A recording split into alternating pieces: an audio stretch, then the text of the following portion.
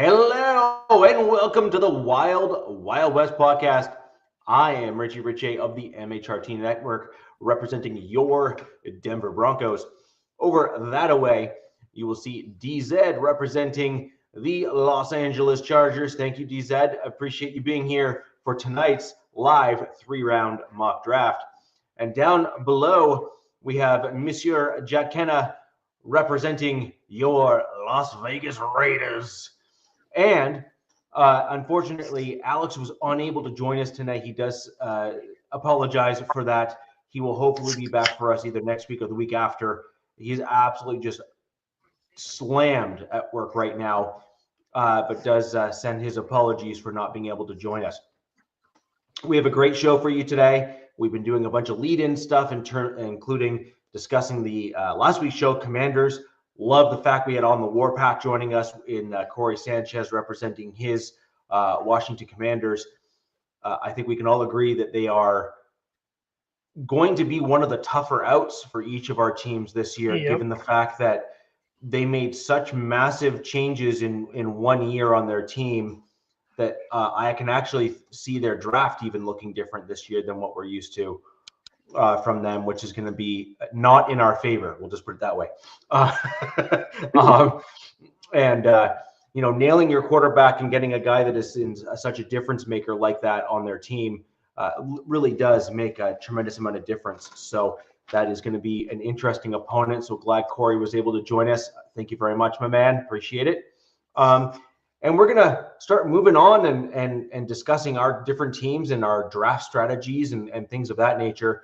And then we're going to go up and pull up PFF's 3-round mock and go through this. We want all of your comments in the chat here in terms of who you'd like to see round one, because that's what we're going to obviously start with. And/or if you actually have an order of operation in terms of, wide receiver, defensive line, edge, maybe for the Broncos or some variation thereof. For those Chargers fans, if you want to kind of do the same, and obviously the Raiders fans that are joining us, let's help Jack out and get him some picks in there as well. He's on a phone, and look, I got great eyesight. I could not, read all of the text on a phone either. So let's help Jack out and read the names, give him some ideas on who's there, who's left, all that good stuff. And we will get this thing kicked off. First things first, I'm going to throw it over to you, Jack, and talk about your round one draft strategy, what you'd like to see for the Raiders, and what perhaps even more importantly, being at pick 6, actually, what you don't want your Raiders to do. When you're that close to the top part of the draft, there are, in fact, very few players that are going to be taken before you. So it's almost more of what you don't want them to do rather than what you want them to do, given who's going to be left on the board for you. Yeah, there's quite a few players I don't want. I mean, receiver at pick number 6. I don't see Tech McMillan, being worthy. I don't even see him being as like the top wide receiver in this draft, which I'm not going to say the other guys because who knows if they fall and they drop, and I don't want you guys picking them up. But I do want to see, again, it's a limited combination. So really I see there's 3 positions that are out there. You got defensive. I'm a line guy, so there's a defensive lineman. There is an offensive lineman. There's actually more than one there, and then I also look at players that could be, and again the term's used quite a bit, generational. So I'm looking the best player available, and if it fits a need, I want to go there. But there are certain spots where, depending, because there are certain areas in the draft where it's much deeper than other positions. So that is going to weigh in on my decision making on who we go after. And I can't wait. Let's get this started. How about you guys? You're not going to have to wait long. Well, let's let. Right? Yeah, we're not going to wait very long. So let's just simmer on the excitement there. But let's get DZ. What are your thoughts on your team? What you would want to do kind of round one, what you don't want to do round one. We won't do this for every round, guys. We're just going to kind of do this to kind of kick us off, and then we'll start jumping right into it to, the show must go on, as they say. Well, at 22, it depends on the whole board of what happens, from 21 on down. But at 22, I hope they pick the best player available. And with caveat, though, because that best player could be a linebacker or cornerback or safety. And that's kind of, I'm not going to say it's not a need, but I'm kind of hoping they don't go that route with that first pick. The tight end room is kind of slim, even though with the addition of with Tyler Conklin, almost said Jack. The D tackle could use some interior beef. They did bring 2 guys in. The wide receiver, they could add weapons, but at 22, it's like, what's going to be left? Is it going to be worth grabbing a wide receiver at 22 with, would that be a reach, or is that, is anybody going to be there? And then edge I see is extremely important. This is the last season for Khalil Mack with his contract and Bud Dupree, and that just leaves Tooley, who's going into his 3rd season. So I think this is going to be kind of important what they do here. I don't know if I see them moving up or back, but I do see a move within the first 3 rounds the Chargers do make, just due to the fact that they have 4 picks, 6-round picks. So I really want a certain guy, but there's so many rumors floating around. I think he's going to be taken, and he's going to break a lot of Chargers fans' hearts. So it is what it is. So I just hope they take the best guy like they did last season. Well, actually, to jump right off of that, it seems that a lot of Chargers fans, when you first picked Alt in last year's draft, a lot of your fan base lost their ever-loving mind. Yeah, those are not in a good way, I might add. They were almost livid that you picked Alt over like a wide receiver for Herbert, it seemed. And definitely smartest move ever, though. I honestly think that was the brightest move you guys ever made, because you got your bookends locked down for the next 10 years. Yeah, well, they still have to pay Slater, and they have time to do that. But yeah, if they can lock him down, that'd be great. Yeah, the Alt pick, it was not a sexy pick, but if we paid attention, that's what they were talking about their whole time there, is like, hey, trenches, and I got a feeling that might be the route they go in this draft early. Is that saying round 1? I'm not sure, but they do need to get some weapons. There's a few positions they need to work on, and they have the capital to do it. We'll just gotta wait and see. They're pretty tight-lipped, man. LA, this new regime is pretty tight-lipped. Not a lot of rumors flying. Now, there was a rumor that just popped out today about Mike Green, which goes against everything that Ortiz talked about in character stuff. This guy had 2 allegations. One is settled, and the other one, there was no legal filings, but he did get suspended from that previous school, and then he had to transfer to Marshall. But he is an amazing edge prospect, and supposedly, from the rumors from this guy, the Chargers do like this guy, and I'm wondering, did they do the homework on him and find out that he is good to go? And if you can nab him at 22, I'd be ecstatic.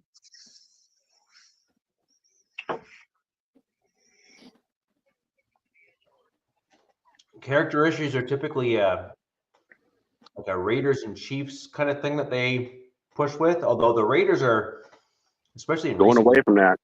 They've really moved away from that kind of stuff, and they've really let Andy Reid take on all that stuff, and they've had some issues with some of those guys. So I'm kind of surprised to hear that that's even an option, although this is the smoke and mirror season, right? That we're in right now, and so I can't see that happening for your team. Your owners have typically they're the lunch pail class, right, of the ownership group. Yeah. And let's just say that those are typically not the guys that are willing to, they basically say, you did that crap to yourself, now deal with the consequences. You're right with the ownership and this new regime. And I'm wondering if this new regime is kind of mimicking what the owners because have kind of like let go down the pipeline. Because if you look, like every year somebody puts out like, hey, like how many arrests has a team had in this amount of years? Chargers at the way bottom, so they really seem to shy away from any sort of prospect with character issues. And look, does that bite them in the butt in the long run? Maybe, Sometimes. maybe not. You know, a lot of these kids, it's maturity. You know, we all remember being, you know, in our, you know, young 20s. It's just hormones pumping, and these dudes are, you know, alphas. So I didn't make the best of decisions back then. I don't think anybody did. Yeah, right. No, and the huge difference now is you know, everyone's a news reporter and a cameraman these days, and so when we were in our 20s, depending on who you are of us on the panel and even in the chat, you know, sometimes a smartphone was you know, the phone hanging on the wall that was the really cool color red. See, I knew at least one of us would get that too. And then depending on the sliding scale, I mean, the coolest phone on the block was whoever had the Motorola Razr that had just come out a few weeks ago. You know what I mean? And that was, you know, barely able to text, let alone take a high res photo. You know, a cop would say, dude, you got a picture with the cell phone there? And you're like, yeah. And he looks at the photo and it's like looking at like a 1980s grainy, you know, trash thing. Whereas today you're taking a 4K high res photo that you could literally pick up, like, you know, the skin pigment, you know, on some dude's face. And just that is funny that, you know, you say that too. It's like the old football games from your teams. And you just look at the resolution and you're like, really? It seemed pretty cool back at the time, but now it's all grainy and it looks like garbage. Yeah. That's one of the reasons we've seen in the league the jersey changes. It's due to the TV. They like back then they couldn't pick. This is the previous style, but they couldn't pick this up like with the old style, like how the TVs were set up, like the cameras, I guess. And that, I mean, they did obviously, but now they have these new jerseys, like you see with the Chargers, where they didn't really have to change the Raiders. That shows up no matter what, you know. And I think the Broncos, their new jerseys they've got coming out, I think they're debuting this season, right, Richie? It was last season? Yeah, last season. I like the Broncos 90s jerseys. Those are, for the Broncos, I think that was my favorite one for our throwback last year. They couldn't get them into the store, and they had such a flood of people demanding them. Oh, I'm sure. That old school D on the new style uniform. Wait, I'm confused. I thought you guys were debuting a new jersey this season. We had a new set of jerseys last season. What the hell? But there's a new combination that we're allowed to introduce this season due to the new rules, which I think is, for Broncos fans, exactly what we wanted last season, but they weren't allowed to given the uniform rules, because I think you're allowed to change. They put the mile high number and stuff on there, I think, right? Yeah. Okay. Yeah. But anyways, it's a super interesting thing. Just going to kind of go over my hopes and dreams, if you will, for my Denver Broncos in this year's draft. I'm going to first start by those Broncos fans that are joining us this evening. Thank you for joining. Please stick around. We're going to go right through, and I want to see your comments in the chat. My general thought process here is there's approximately 30 running backs in this draft class that are better than what the Broncos currently have on their roster. Ooh. Right. And so it's a fact. Like our running back room is not great. But there is a tremendous number of running backs that would come in and be either the best or be competing for the best right off the bat. And so I think that we can attain one or two running backs in this year's draft for my Denver Broncos in varying rounds to fill those gaps and fill those holes. I want positional value in round one.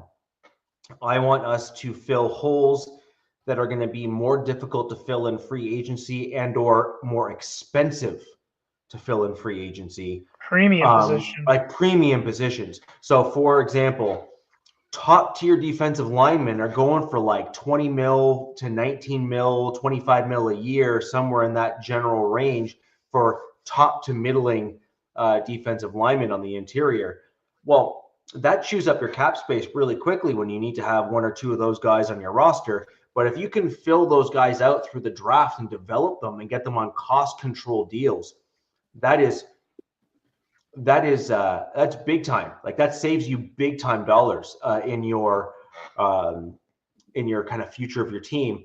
And right now we have a rookie quarterback and we have a ton of capital, like cap space coming up next year, where if we can, line all this stuff up, we can really start building some incredibly competitive rosters both this year and the year after.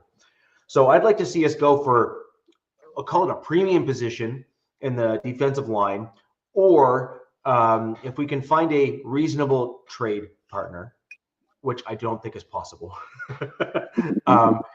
trade back and maybe acquire a second round pick for someone to move into 20. But the problem in this year's draft, and this is something else that I'd love our audience's feedback in the chat here. There's so many positions that have a massive cluster of guys that are all kind of equivalent to one another, generally speaking. And it exists at the defensive line, at the cornerback position, all kind of in these kind of core groupings here. That the problem that you run into is that I think there's a lot of teams that actually want to trade back in this year's draft because you don't get those home run dudes that you typically get in every draft class, where you get the top, say, two guys at each position that are just so much better than everybody else. You're not really getting that in this year's draft. You're getting guys that are absolute stud quality starters, but you don't get the guys that are home run hitters in this year's draft, it seems. And so I think there's a lot of teams that are kind of wanting to be opportunistic and trade back. I got a prediction. I think not our team. I think Philly surprises a lot of people tomorrow night. Their team's already stacked. They have 20 picks the next 2 years. And so they don't really need anybody. So I think that they are going to spend draft capital and move up and get dudes. Like, I think they are just going to just swipe guys from teams that don't have the luxury of, trading up to get guys. So that's my prediction for another team is I think the Eagles are going to really hurt some other team fan bases' feelings. Yeah, since they don't have the hole, they want the home run guy. They don't need the depth. They just want to get the guy. When you do it right every single year of the way Philly's done it, you have that luxury to do that. They could sit there at 32, and I'm sure somebody's going to fall in their laps, but I got a feeling they're going to do something. They're going to be like, they're going to see a guy they want, and they're going to go up and grab him because they got the capital to do it. I kind of agree with that. Philly has a tendency to like defensive line and offensive line guys. There's a couple dudes in this year's draft that I think they have the capital to kind of package together to go back up and get. I kind of agree with that take. I'm not going to lie.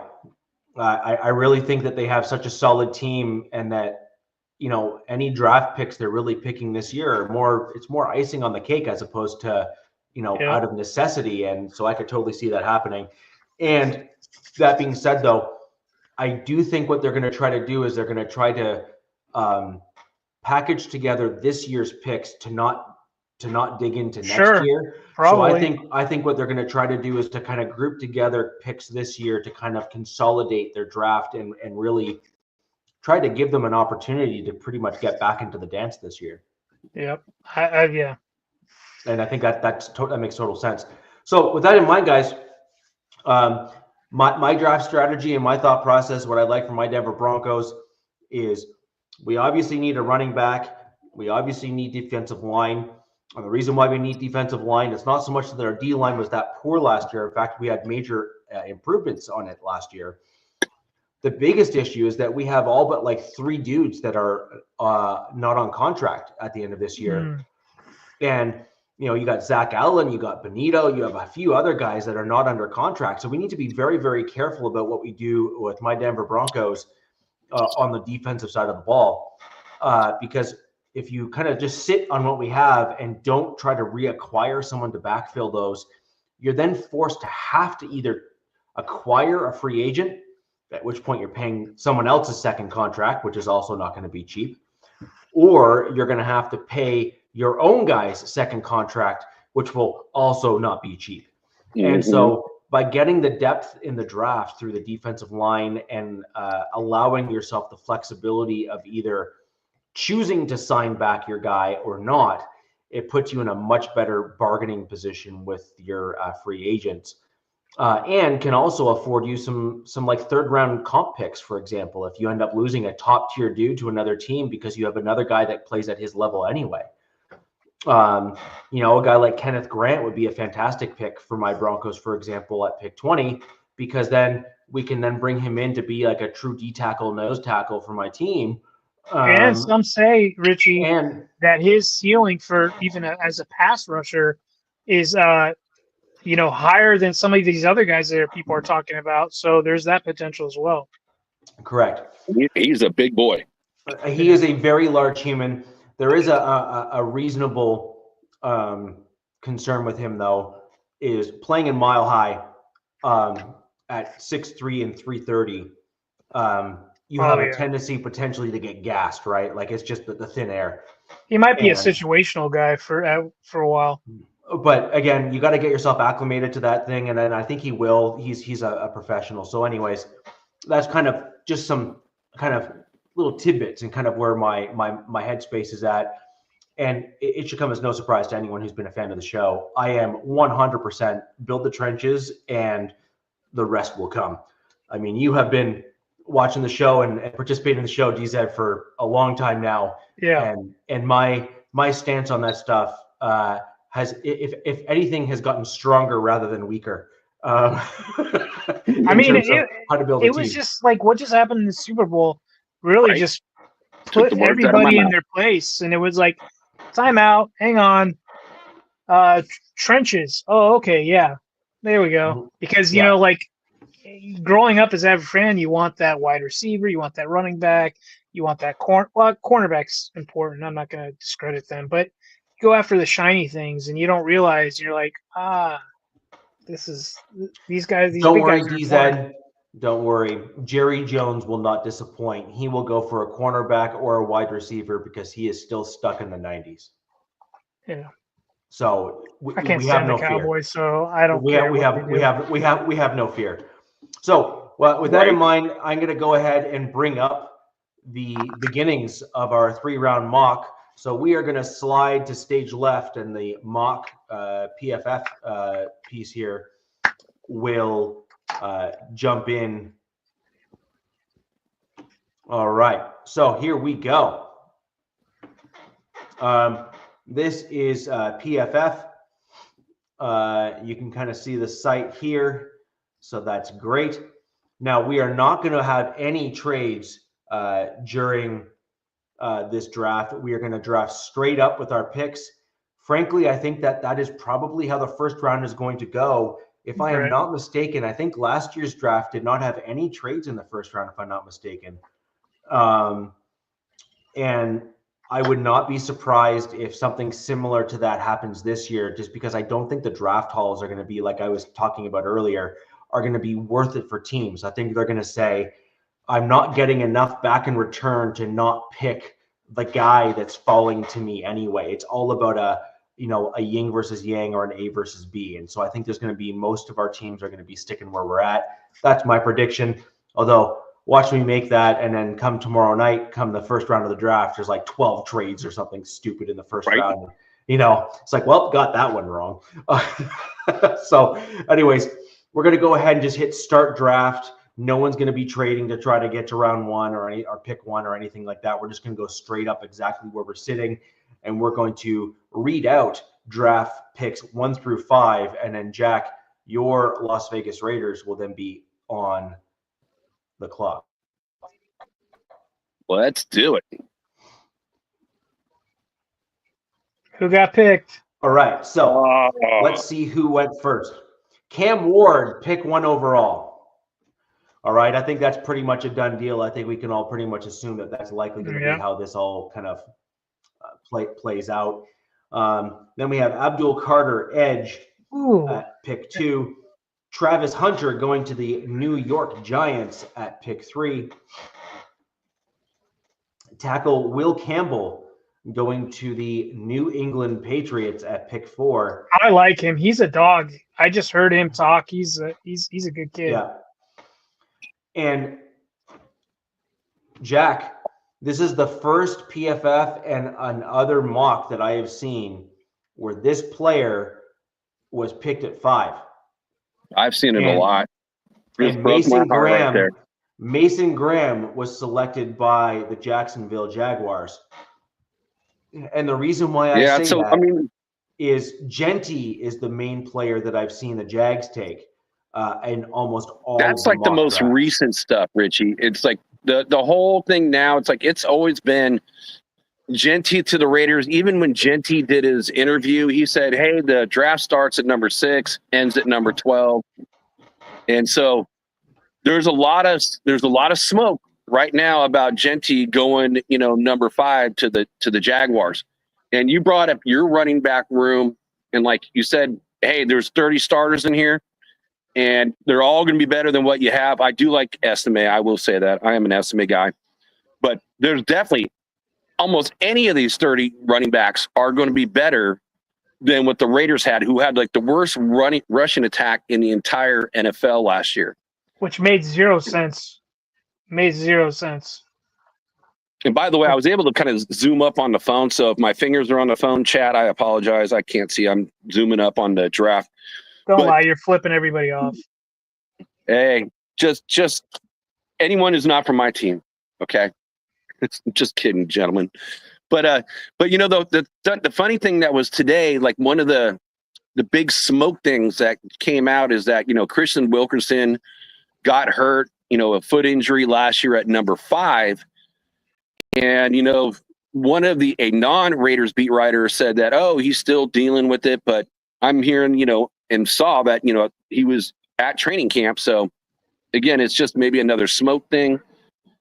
I've seen, the Raiders, wanting to look at, that position in the way of defensive tackle, because I just look at the combination of what it was there. It would be outstanding. Then, and the next thing is like Colton Miller, their stalwart on the offensive line doesn't show up for a voluntary minicamp, which I get it. Is he under contract? Yeah, he is. But he's got no guaranteed money, and the last year of his deal is only $12 million. That makes sense. Then that's why. Yeah, he's definitely a top 10, left tackle. So now there's going to be the whole thing. Hey, are we going to? Because Spytek said, hey, you don't let great guys walk out of the door. First thing they do, they re-sign Max. But then they let like 4 or 5 guys on the defense go, which, again, needs to be addressed in the draft. And especially the one that got me was Spillane. His contract was reasonable. He's a captain on a team, and you let him walk out of the door. And you know what? It makes sense in one way. Why the Raiders have not, for a guy like Colton Miller, get him walked up even before the draft. So that leaves, the question going, well, if they trade him, that leaves a huge hole at left tackle.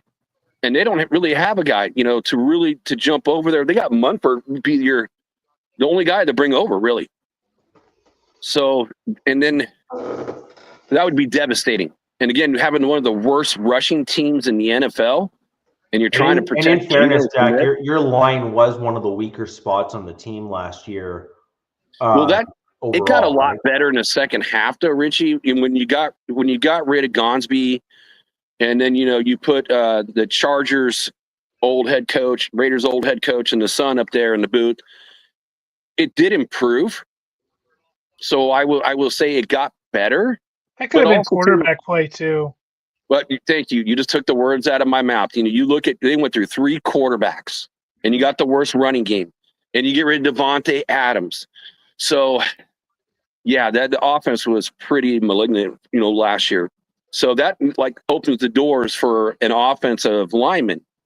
Now, the other smoke that's coming out there today is that they really like Carter. Or no, Walker. I'm sorry, Walker, the defensive end. So that smoke's out there. Jalen? Yes, I think from Georgia. Yeah, Jalen Walker. I think that's his name, yeah. And again, if you look out here again, if this was the real Raiders draft, again, you look at Shedeur is out there. A lot of Raider fans like Shedeur. But I do see this is where, again, trades would start coming in, and I can see a possible trade back to the Saints. And Genty's out there. I could see you guys going a lot because you talk about Colton Miller, right? Like, he doesn't have guaranteed money. Mm-hmm. You know, new regime. Sometimes new regime don't like inheriting. They want to bring their own guys in and stuff. So you got, Membu on there. Like, hey, we don't have to pay Miller. We'll bring Membu in. And then maybe Membu could slide down to guard or something and then work out to tackle next season or, vice versa or whatever. But Membu is definitely a person to consider. So then let's just even move on a little bit more to one other player that doesn't have any last year in their contract, and that's Myers. Yeah, but he's been talking about trade bait as well. Well, no, not Michael Myers. Jacoby Myers. Oh, there's no way. You guys can't get rid of him. No, that just leaves you with Trey Tucker and a bunch of no names. Well, exactly. Then all you got is Tucker, and then you got Brock Bowers, and you got nothing behind that. So there's a lot of holes that need to be filled. Jacoby's good, man. I like this spot here, and again, I know it's a real deep class, but there are very few potential guys that maybe that can throw that gold jacket on there. I see some guys that I really, really like, and I think they would help immensely, and I think they'll be solid and above average. But even with all this said, I got to go with the guy who has that potential. He's a Heisman runner-up, and I'm going to go with Genty. Boo, Gord. I just saw it. I have my phone to my left. Looks like they just struck first. All right. Yes. Genty? That's a good pick because if you can get a generational cat like early, I mean, he takes so much pressure off the offense. Like, yeah, it's a good pick, man. And I wouldn't be surprised if the Raiders double dip at some point in this draft too. What do we got? Broncos on the clock?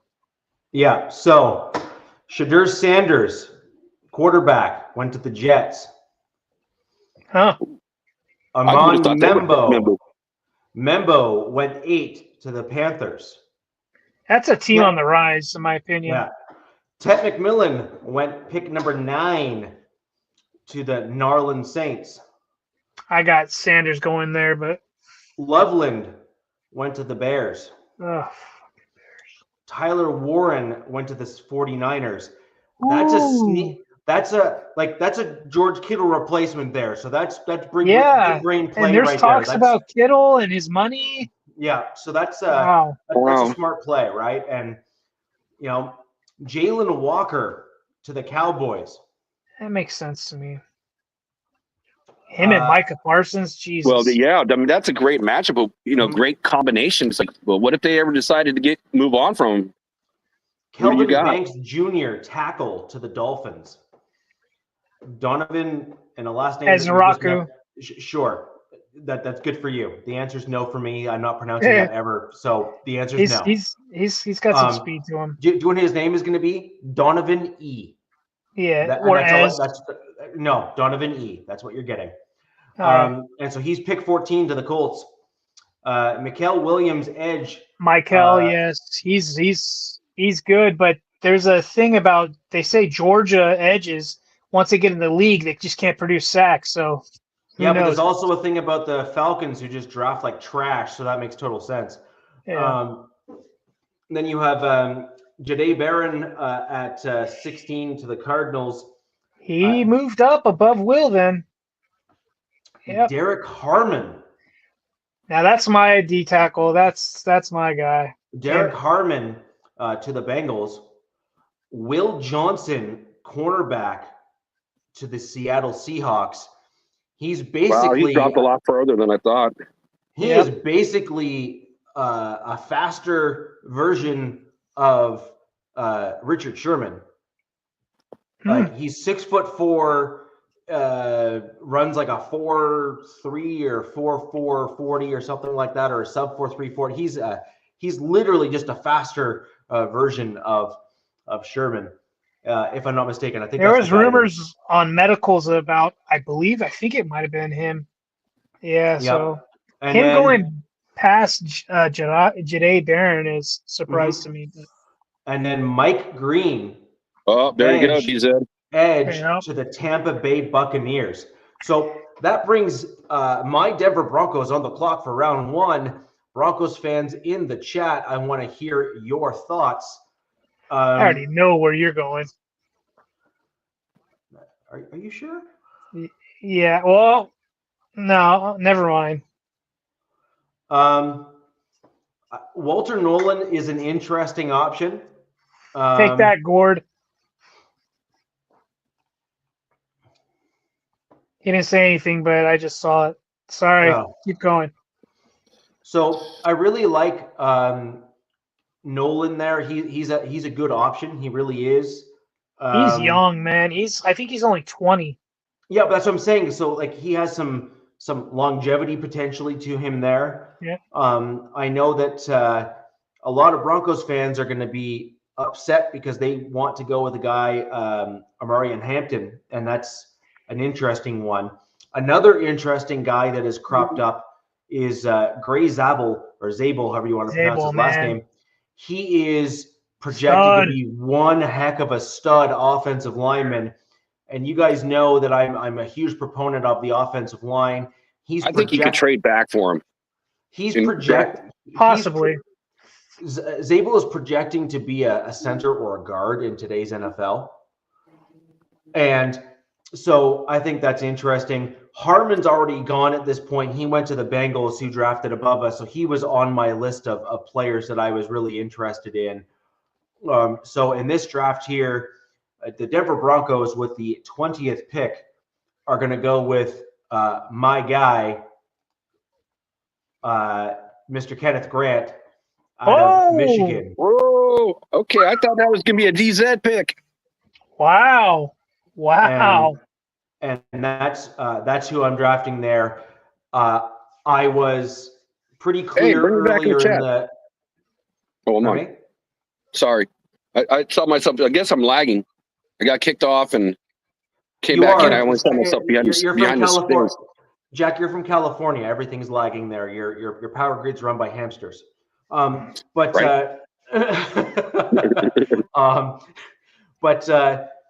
look, I said earlier in the draft, earlier in the show, guys, I believe that round one should be guys that can start right away. And I also believe that you pick premium players in the first round, especially in the early part there, because it is so important to get that core group of guys on your roster.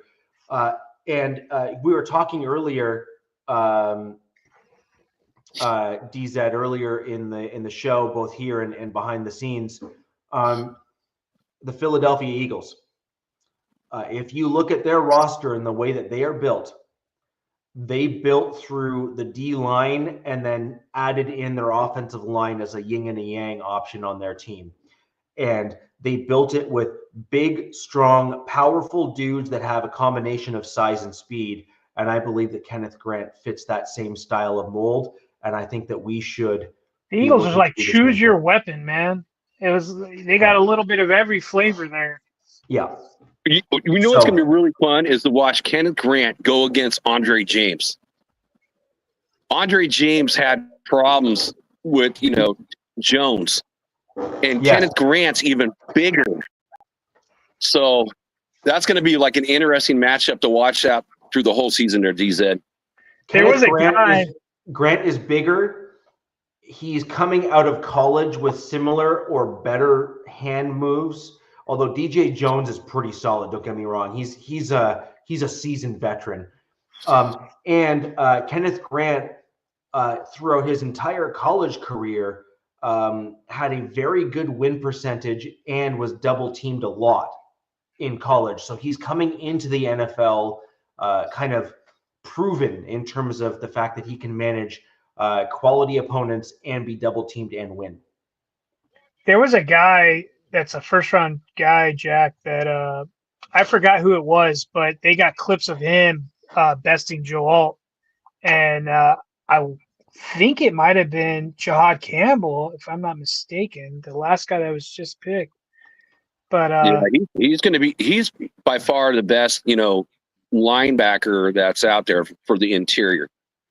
It was, but is he a blitzing linebacker, or is he just No, he's like you can play him in middle, you can play him at the weak side linebacker. So he's not like an edge like Walker is. Walker, you can probably he's a tweener, but he's only 243 pounds, so they like his versatility, as an edge or a middle linebacker.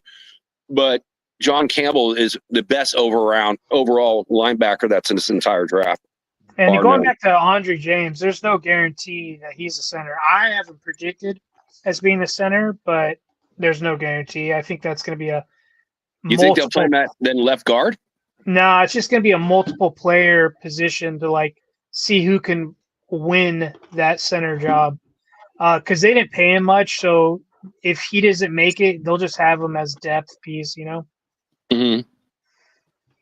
So that's the Broncos. That's the reasoning behind my pick. I am pleased that I got my guy and you got a good guy position and a premium position in the NFL, right? So DZ, over to you on the clock.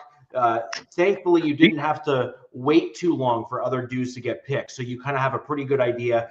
Jahad Campbell's the only guy that got picked ahead of you there at pick 22. You are now on the clock. DZ, I have a question. Would you have taken Grant if he fell to you? So he's not, me personally, he's not on top of my list because I'm looking at college film as well. The thing about Grant is he played on the line with Mason Graham, right? Mm-hmm. So those two play together. My guy was Derek Harmon. Derek Harmon did not have anybody elite around him. And Derek Harmon had awesome stats, especially last season in Oregon. Not as good as Mason Graham, but that's probably because Mason Graham had Kenneth Grant next to him. Mm-hmm. But I like Grant, and if he gets vouched by Jim, whatever. He's so the thing about Harmon, there were some medicals, I guess, came up about him, and then I'm looking at this next option, Walter Nolan, and we kind of talked about him briefly for a second. He's very young. I think he's got some maturity issues on and off the field. I've seen a lot of clips of him during games, and just his body language is a no for a lot of coaches. The way he presents himself, and he has a lot of late hits. He draws a lot of penalties, but he's got that dog. So I think he's got a big maturity problem. I like his potential. He's got the highest ceiling to me out of all these first-round D tackles, including Mason Graham. I think Walter Nolan has that, but is that something that this new regime in LA wants to take on? I'm not entirely sure. Now, can you scroll down a little bit, Richie? Did Colson Loveland get taken? Yes, he did. Okay, so Loveland was Colson Loveland was taken before Tyler Warren. Chicago. So it went Chicago and the 49ers. That's right. Okay, so I'm seeing. So look, I'm going to take who I want, and I got a feeling the Chargers are going to do something completely different. Just scroll back up. So I like Walter Nolan, and I see Emeka Egbuka is right there too, and outside lad. They brought back Mike Williams, the ghost of Mike Williams. We'll see what he can do this year. Fingers crossed he stays healthy. And then they brought back Jalen Reagor. Why? I have not a freaking clue. But other than that, this wide receiver room is pretty bad. They got, we'll see with what Jerry Rice's kid can do in year 2, but who knows? He couldn't even see the field last season. So I see James Pierce. Edge is huge for us, but that's another guy with a lot of character issues, I guess. The rumors, the smoke season. Yeah. So for me, I guess, I'm going to take the toy. I think I'm going to go with Emeka Egbuka at 22 for the Chargers. I think he can play inside and out. So him and Ladd can move around on the field quite a bit. He's not the tallest guy. He's not the fastest guy, but, he's solid. He's solid. And guess what? He's coming from Ohio State. And I'll be honest with you.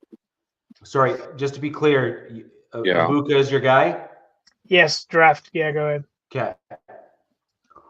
I wanted to give you the option of yeah of holding on there, right?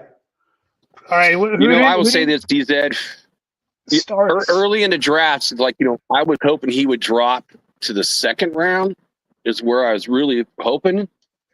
But they say for Egbuka, there's a lot of draft fatigue about him, and I don't know if I buy that. But what it is they've been talking about him for like 3 years, and I guess they have there's another guy, I think with the last name Smith on the Ohio State that outproduced him this year, but before that guy, Egbuka was the dude, So I like him. I think he's going to be a damn good wide receiver in the NFL.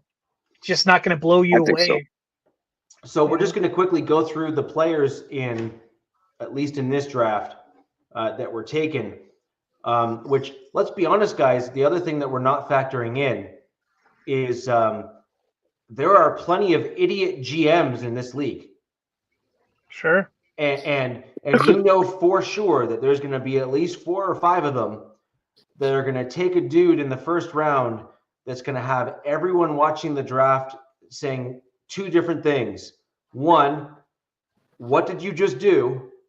And 2, yes, that guy is still available for my team, right? Like, it's going to happen. Like, it for sure. And so it'll be very, very interesting in terms of which teams those are. There's a few options on the board that can kind of do some really, really dumb things. So we will wait and see come draft day. So quickly, let's go through the guys that have now been taken after Egbuka for your Chargers there, DZ. Tackle, Josh Simmons to the Green Bay Packers. Matthew Golden, wide receiver to the Vikings.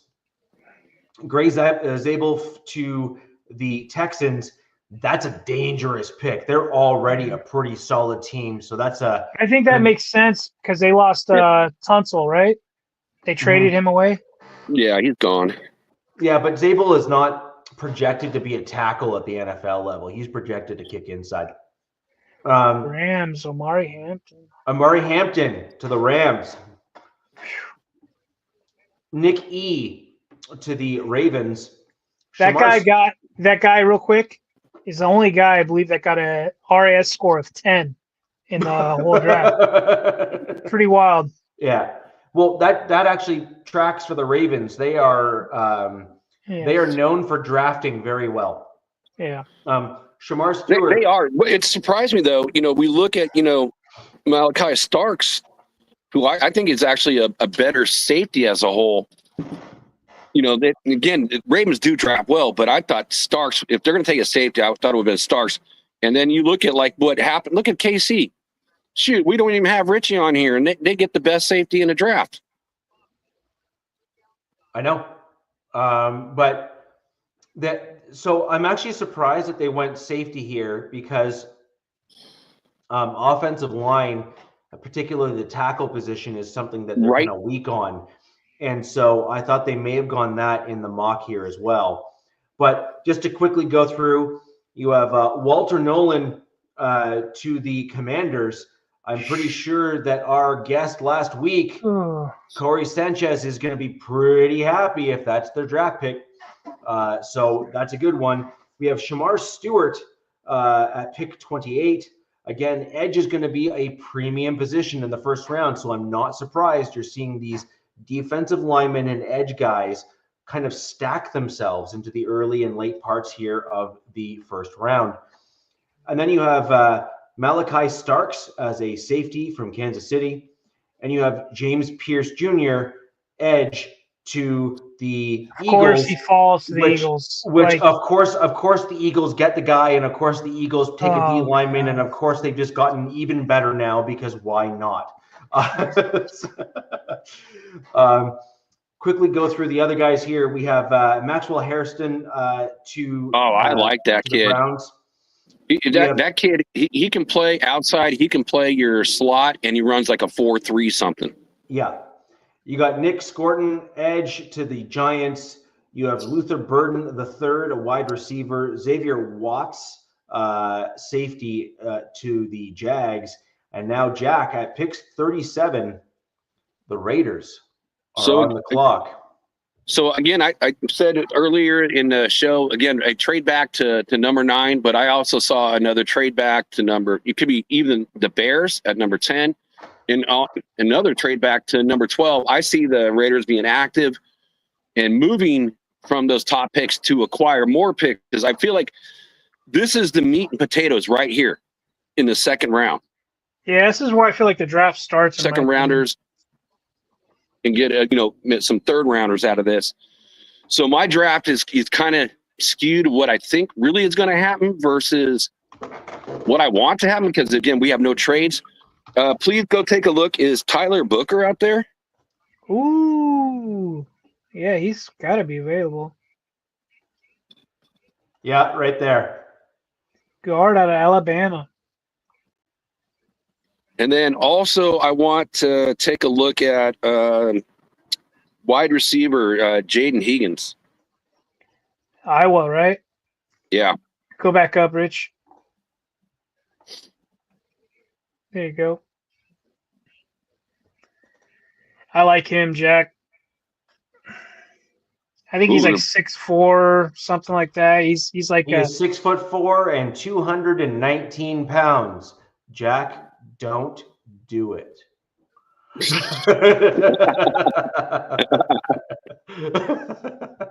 So I'm just kind of looking at who's still out there, and again, going for round 3. Because again, like I said, if the Raiders, if Myers, I'm sorry, I always get so close in spelling. If he goes down, the Raiders are screwed. I mean, absolutely screwed. But at the same time, I really like, and I'm just wondering, like, who can possibly be there? So I'm kind of looking. So Eric Amador, he'll be gone. Beck, he may fall.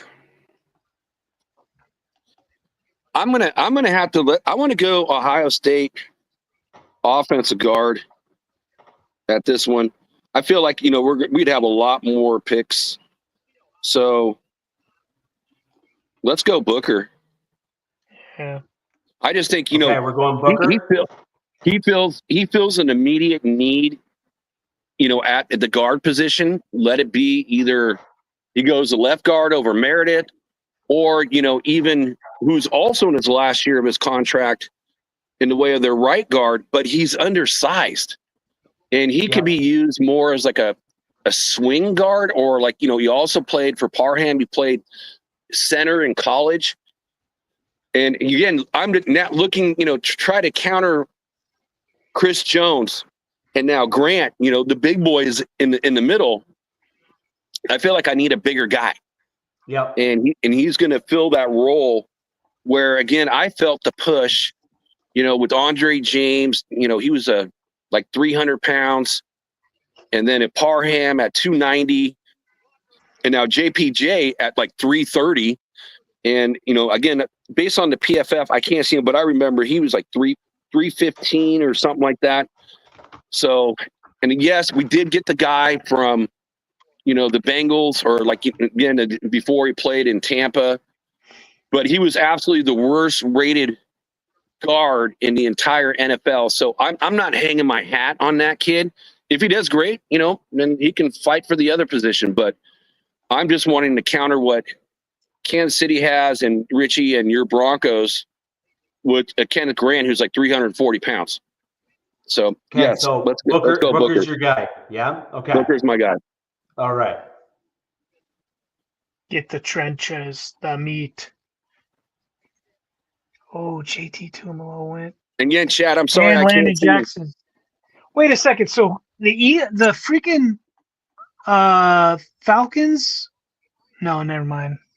Wait, yeah. Did the Falcons go both edges?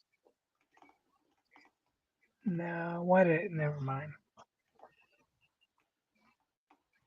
Yeah, they went edge in both rounds, which I'm not convinced that they would actually do that IRL. They went edge last year, so they wouldn't need to go edge in both rounds.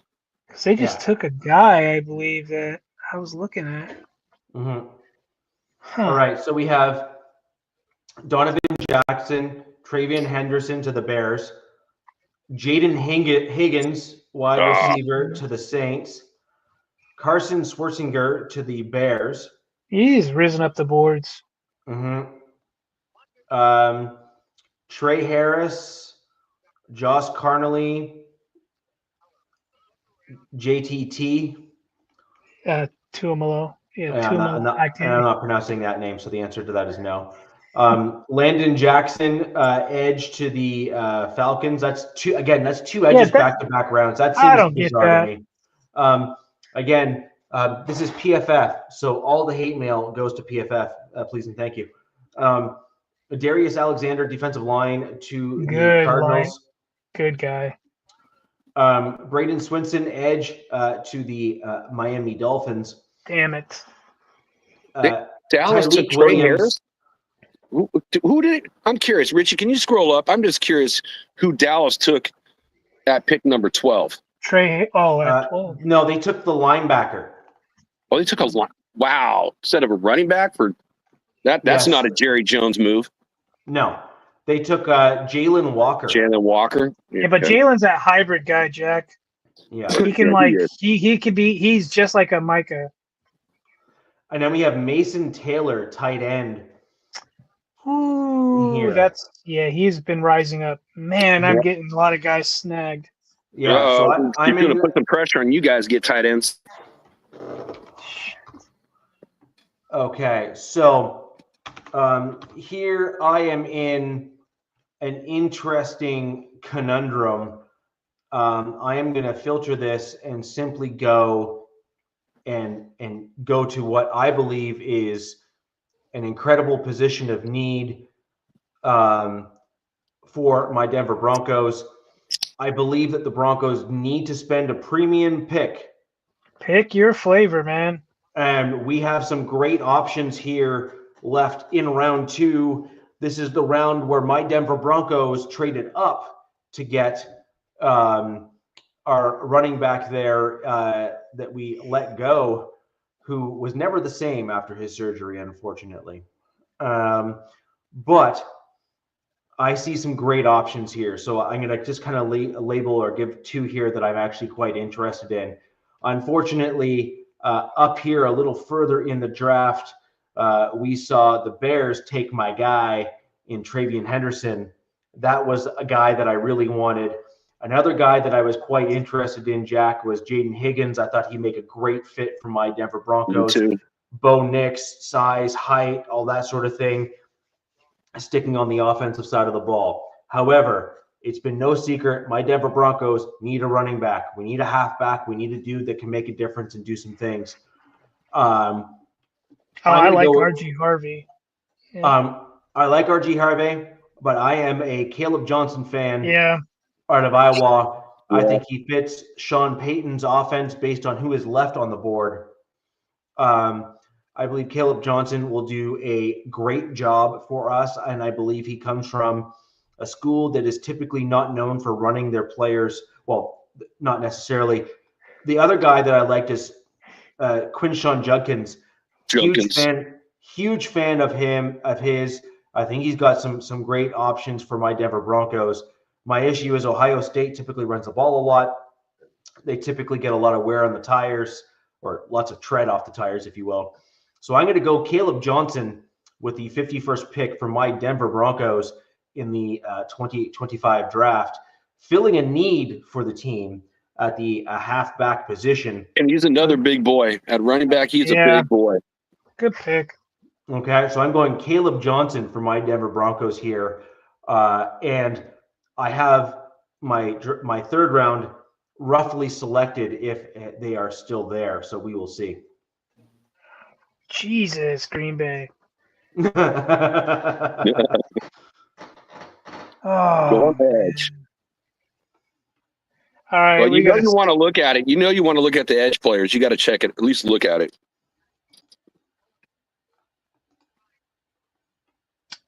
That's who's left at edge.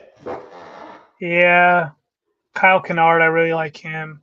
He's got a really good motor. Jared Ivey. Yeah, I guess let's just go back to the consensus board. It's got Omar Norman Lott.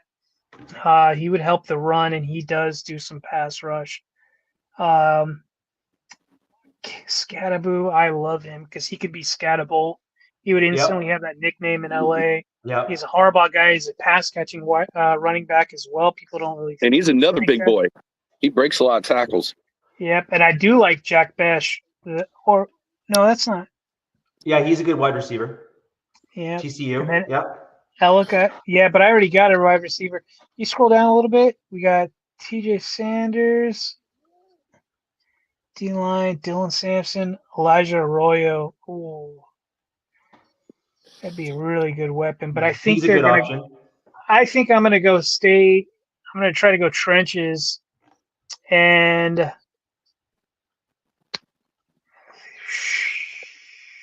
I know who you should look at, but I ain't gonna say yeah, scroll back down, keep scrolling down a little bit. until after you pick. Can you click on Jared Ivey? Like that little square, their little info button. You see Oh, you gotta first pay for look. that. No, yeah, just go to the first look section to your left. 6'6", 280 pounds. Yeah, there's something about his. Oh yeah, that's the thing why they're predicting him into like fitting in a 3-4 defense, which we don't run a 3-4 base, so that's probably why he'd be a no-go for His us. lower body flexibility can be a speed threat in a 4-3, but his best fit is most likely in a 3-4. Yeah, so I don't see him in LA. He's huge. I like that size, but that size also makes me think he's going to be quite slow, and I need some juice. Hmm. All right, so no on So him. Tyree Wilson, Yeah. big but slow.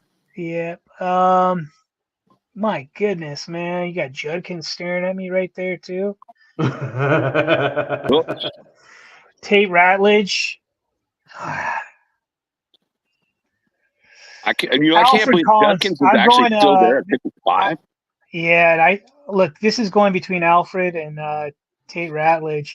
I mean, look, I'm passing on Omar a lot. Why? I don't know. It's probably stupid of me, but I do like Alfred Collins. He would just. It's like that is kind of crazy. They got him. I'm doing the mock draft on PFF right now, trying to match up because it's easier to like look at the stuff. And he's still out there on your pick right now, and he's ranked number 34. Who's by that? PFF. Omar Norman Lott. Yeah. The one thing that scares me away from the Tennessee guys, not really, is they were super rotational. Their guys but that's what the Chargers did last year too with our D-line. Rotated all the time with guys, so maybe it's not a bad thing. Maybe I should go with him, but I really like Alfred Collins. And I like Tate Ratledge as well because Tate Ratledge would immediately help that left guard position. You go back up, man. You know what? I'm gonna go with the Alfred Collins pick. Final pick. I'm going Alfred Collins. You're good? Yeah. Okay. Yep. I think he would be an immediate boost, man, in that D line. Scatterbo to the Commanders. And I saw Judkins to the Chiefs. Damn it.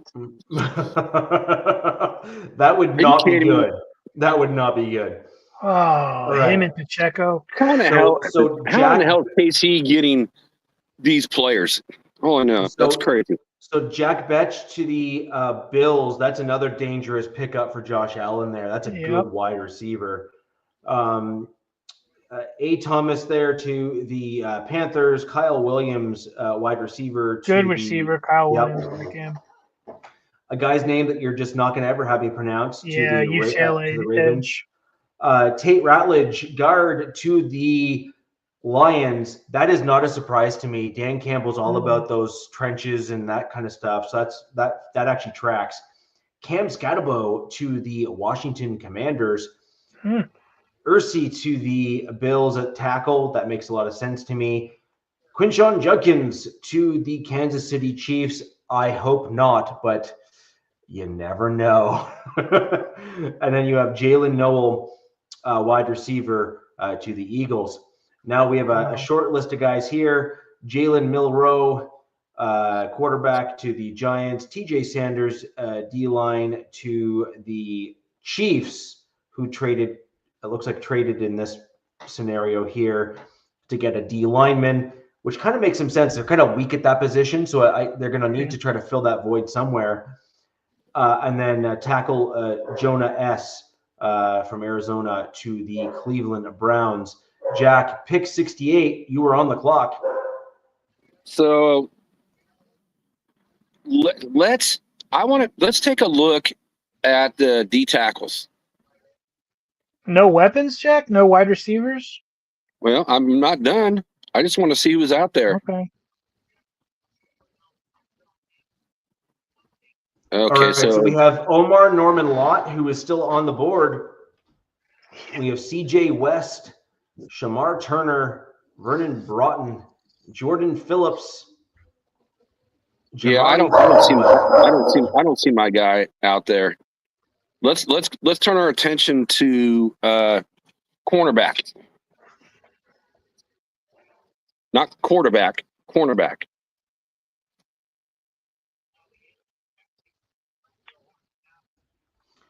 Ooh, Darian Porter, Dorian Strong, Jacob Parrish, Noel Williams, Kobe Bryant, Mello Dotson. Let's take a look at Porter. He's 6'4", 200.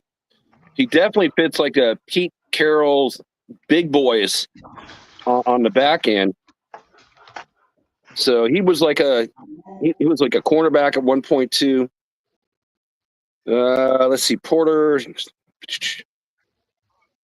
He's big, tall, ranking in the 95th percentile, but his hips are kind of not the greatest on hips. Let's go. I'm curious now. Let's go wide receiver. Richie walked away for a second. Looked like he had to check on the. So guys, in the chat, Porter is committed to Iowa State receiver. Played mostly in special teams before moving to quarterback 2022. His primary role remained on special teams until 2024. He was a full-time starter. He has elite track background, which gives him great explosiveness, speed, recovery. A second in measurables, height, arms, rank in the 95th percentile. He didn't have much time to showcase his ball skills, but great hands, built on the slender side, and he's able to get off blocks. Has the experience to lead, chunkiness into the back pedals, and lack of anticipation. Ooh, I don't like lack of anticipation. That just doesn't do it for me. But I mean, he's an interesting. Damn! I clicked off of the PFF. You want Richie to go to wide receivers? Is that what you're saying? Yeah, once he gets back. Yeah, he's back. Ooh okay. There's two guys I like on this one here. There's a guy I like too. I lost my PFF on my iPad. So on this one here, I'd like to see the info on Eric. I don't know how Manor. And then also on Royal. Now, the thing about Royal is he's only got 1 year of producing, but he produced quite a bit.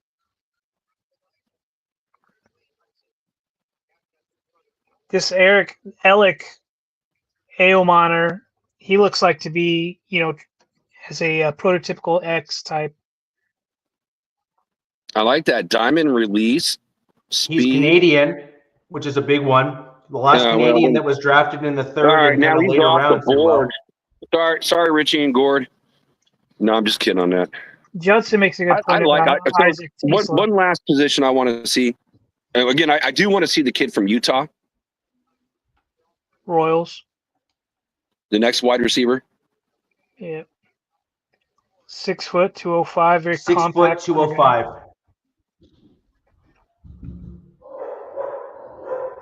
Got a JUCO background.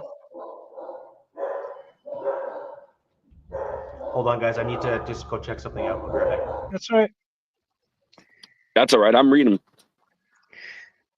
Yeah, so I think like he blew up, but I think like the knock on him is just 1 year of production. You know, Yeah, that's a lot to take it. It's like, so I mean, that already puts Stanford's wide receiver above him right there.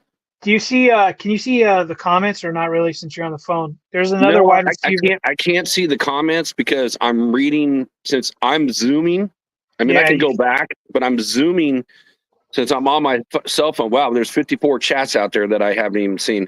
So I apologize, Raider Nation. So I'm, my co-hosts will help get your message across, but on a cell phone, it is very small to see. So I have to like zoom it out. So then that way I can see who's actually out there and, read the bios. So Richie, I have one more position I want you to check out for me. I want you to go to linebacker. I forbid you from doing this.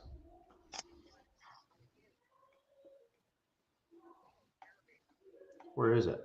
All the way to the bottom, Rich. Yeah, toward the bottom. Oh, there it is. Right there. Ooh. Okay, scroll up, please. He's still there. What if I don't want to? I know you don't want to. You probably like him. Please, Demarius Knight Jr. Put the bio on. You must really want Chris Paul Jr., right?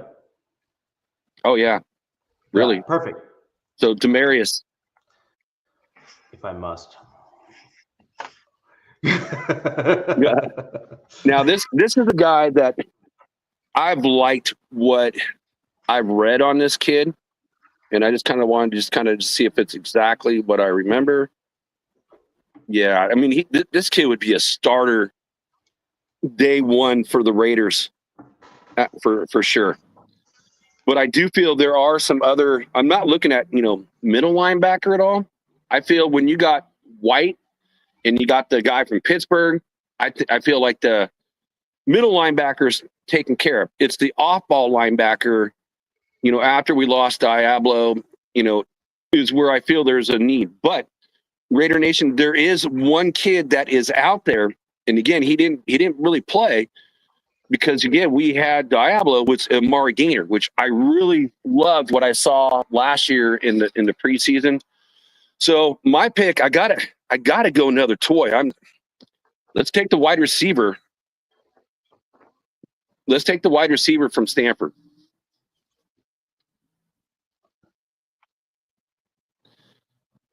There you go, Eric. I don't even know how you say his last name. Ano Manor. Yeah, it's Ao Manor. Ao Manor. Are you sure? Yep, let's do it. All right. I liked him a few weeks ago. And the reason is like they need an X wide receiver. They don't have that. Again, I can see they can deal with that if they don't go wide receiver in this draft. I can see them getting the wide receiver from either Seattle or even taking your old boy that you guys let go or like cut and then went to the Bears. So I could see that happening and then just skip the whole wide receiver thing altogether. So I'm thinking if the Chargers don't, what? Oh, they got the guy Jack was looking at. Oh, Kyle Kennard just went. Damn it. So what's out there for edge like in free agency? Ooh. I haven't checked free agency in a while. All the sites I've gone to, I don't know if they're updated yet. Well, both you guys need tight ends, and these tight ends are coming off the board. You got Terry. Ooh, Fannin. He's more of a weapon. Gunnar Helm, Mitchell Evans. It's kind of a reach Okay. for him right now. So unfortunately, here's the problem. We have two issues here. One, my guy got taken by San Francisco. Wanted that linebacker. I thought that he was going to be a great. Who is that? Scroll up. Knight Jr. No, he was already taken. The guy that you were talking about, Jack. Literally the guy that you had me pull up on screen that I was hoping that you just forget about. Okay, again, you're past that on the phone, so yeah. Yep, Knight was like that was a hard choice. So he was taken at pick 75 by the San Francisco 49ers. If he was there in the third at Denver's pick 85, I would take him in a heartbeat. Funny thing is, they're saying that like we don't even need an inside linebacker, and of course my comment there is, you're on drugs, because we brought in an inside backer, and yes, we have Singleton, but Singleton, if I'm not mistaken, I think is on the last year of his deal.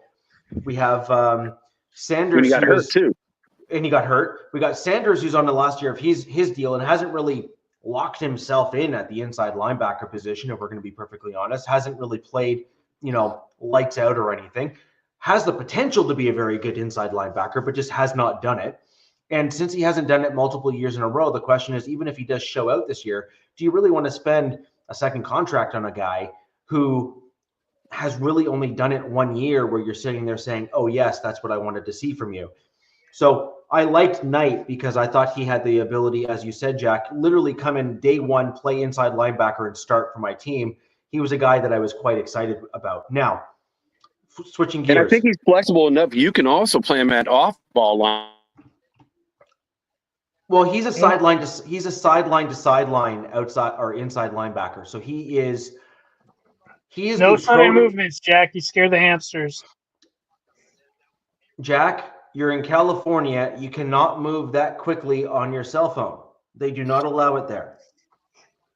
Gavin Newsom says no.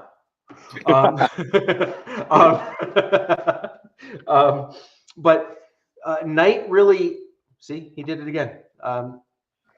Jesus.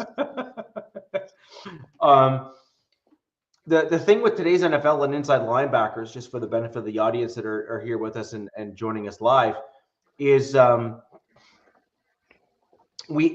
today's NFL, what you're referring to as an off-ball linebacker, Jack, I think you're referring to as more of an outside backer as opposed to an inside backer. Yeah, weak side. But the off-ball linebacker types are the sideline to sideline linebackers, and that's actually what Pete Carroll likes. So if you remember your old Legion of Boom guys, one of the dudes still lingering throughout the NFL now, who's just a bionic dude. For some reason, he's still able to play at a high level, I might add, at the inside linebacker position. But Pete Carroll's actually seeking a guy like a Knight Jr., and I could see him not necessarily reaching for him per se, but I could see him targeting him in the second, simply because he values those positions such a high value on a team, that I could see him going in that direction. Now, yeah, and Richie, I totally agree with you on that.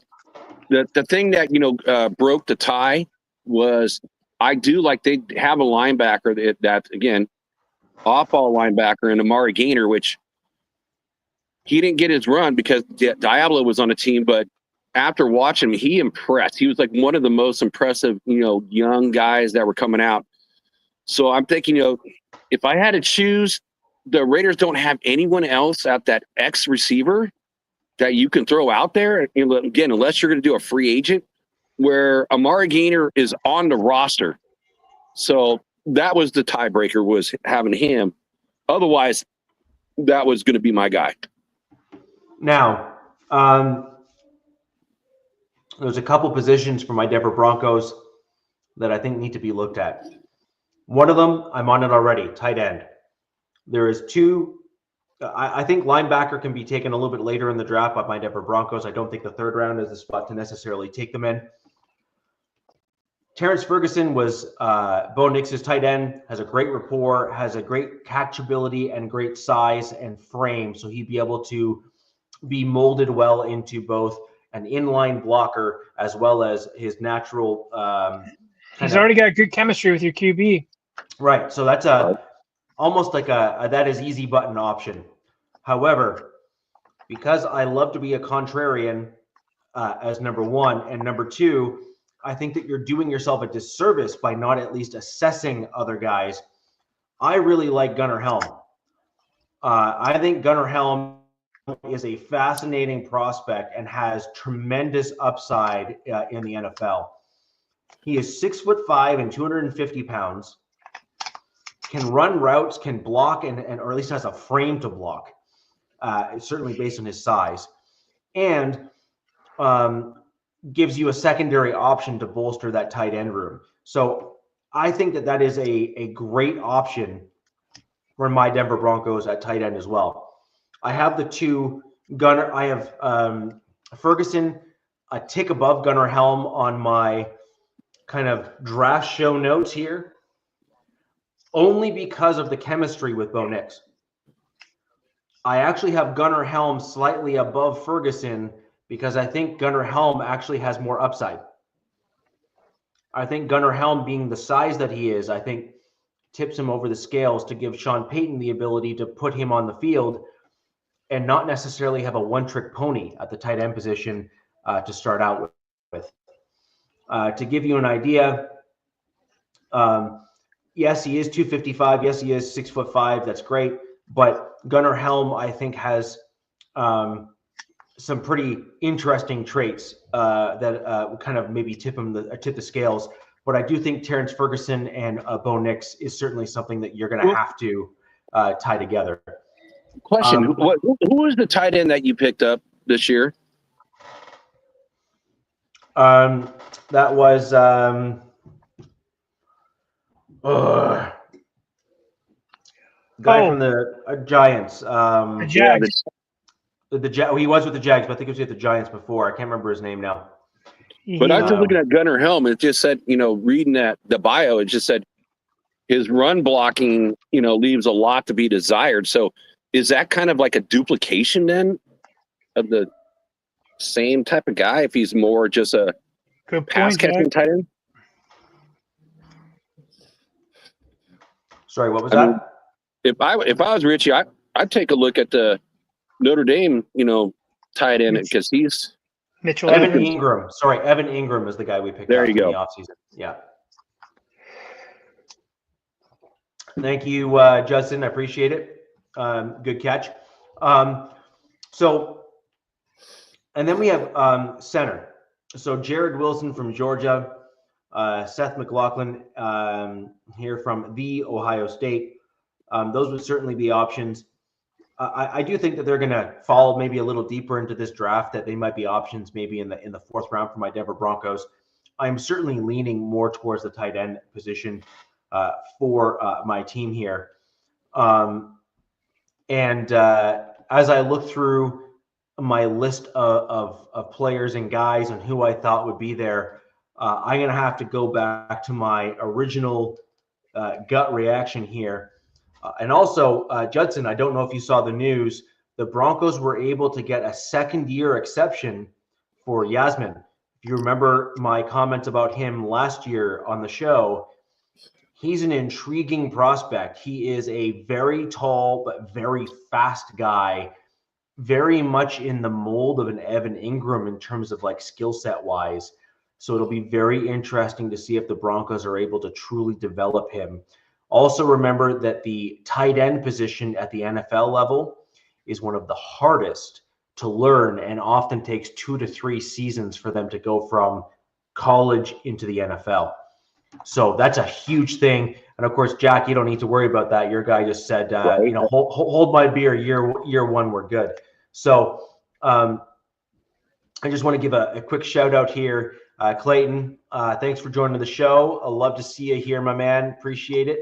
And with the 85th pick in the 2025 NFL draft, I am going offense. I'm going offense for the second consecutive round here for my Denver Broncos, and I'm giving Bo Nix his tight end from Oregon in Terrence Ferguson in the 3rd round for my Denver Broncos. Damn. I bet you hate that, DZ. Yeah, I was hoping he'd pass on that. All right. Richie, I need you to scroll down a little bit. Let's see who's on here. Yeah, keep going. Jackson. Man. Ugh. DJ Giddens. Savion Williams. Wow. And then they got Harold Fannin, but Harold Fannin he's just a weapon. He's just a big wide receiver. He's a very big wideout. That's basically what he is. He's a very big wideout. Yep. And, they don't really have that type in the tight end room right now. The tight end room's literally only 3-4 guys. Can we go to edge? I see Savion Jones is still there, but let's just see what they got on top. Elijah Roberts. I don't really know much about him. Oh, Sawyers. I know Soy. Yeah, I know he's there. Man, I don't know about these guys. I know about Savion. He's massive. I know he looks like to be like. And then Tyler Batty, but that would be too early for Tyler. Yeah, he's 6'6". He's 6'6", 280. He's a big guy. Yeah, he's a big guy. Yeah, he's a. I don't think he's a prototypical edge. I think he's more of a. You got David Walker. So these are probably. This is probably would be a reach grabbing some of these guys. So I'm gonna go back to the consensus. Or actually, let's just look at running back. Devin Neal, Jadon Blue, DJ, and I mean, really, that's dried up too. Not really dried up. I mean, but just some of the guys I was really familiar with. I mean, I do know Devin Neal. I like him, but. All right. The first 4 here are really solid players. Still. I'm just looking at my spot. I'm picking an 86, and these guys are kind of a reach. I'm thinking maybe potentially get them in the 4th round. All right, one more time. Go back to consensus. Let's just see what they got there. Okay. Can we click on the info on Elijah Roberts, that SMU guy? Let's just see. 6'4", man, he's a big boy, so he's really not a Jesus, Marion. Yeah, that's not a guy. He's a rushing defensive end, effectively. Wow, 4'eye he did go wide. Really, at that size? That's a big boy. What the heck? How does that make any sense? Well, that's what Derek Wolfe did. Derek Wolfe played at that size and weight. Wow, I can't believe he went wide at that size. That's crazy. Well, Wolfe did the same thing on the Broncos. So I wonder if he would comp out at like a Derek Wolfe potential, right? Like in terms of, obviously Derek Wolfe is a legend within Broncos Judson, country. Real quick, I think Judson is like, because the Broncos, I feel like the Broncos and Chargers have similar picks that they're going for. But Judson's last comment, the Jacare Krosky Merritt guy, is a guy that the Chargers did bring in for a visit or looking in on him. Didn't he have, I think this guy had 1 year away from the league or somehow got screwed or something by the NCAA? I'm not sure, but that's a guy they were looking at. Yep. So this probably later in the draft. And I'm not going to say running back is a need, but they need to get, I think, Najee a better partner back there. But anyways, that's probably not going to be the pick. I'm going to go back to consensus. I got to find somebody at 86 that Restrepo, he's too small for me, to be honest with you. How the heck is Omar Norman Watt still out there and he's ranked the 34th player? I know. Am I double dipping? I'm going to get so much hate if I double dip, especially the D-line. They brought in 2 guys. And then Jared Wilson is center. I mean, they got guys competing. It'd be like 4 guys competing for center. Yeah, Judson, you're right. If they can nab him later on, I'd be ecstatic about it. Scroll down a little bit. Oh, I gotta stop going to comments. Every time I go to comments, I get kicked out. Oh my goodness, man. I am so stumped right now. Why am I so stumped? Like Jack Sawyer, but he's really. Let's do info on Jack Sawyer real quick. Because he You don't was want him. JT's partner. 6'5", 260. You know what? Yeah, it's just I'm in the 3rd round. He's gonna learn behind Mac and Dupree. Let's go with Jack Sawyer as my pick in the 3rd round. I'm still gonna get hate for it because I didn't go running back. But you don't. You got Najee. You got Najee as a running back. You're paying him like $8 or $9 million a year to be your starter. Wait, he's only on a 1-year deal. Yeah. Yes, Richie. I'm gonna go with Jack Sawyer. But there is a lot of running backs in this draft. Again, we're only doing 3 rounds, so later on you can still pick up a quality back. Who'd they get? Jordan Phillips to the Chiefs. Yeah. Edge.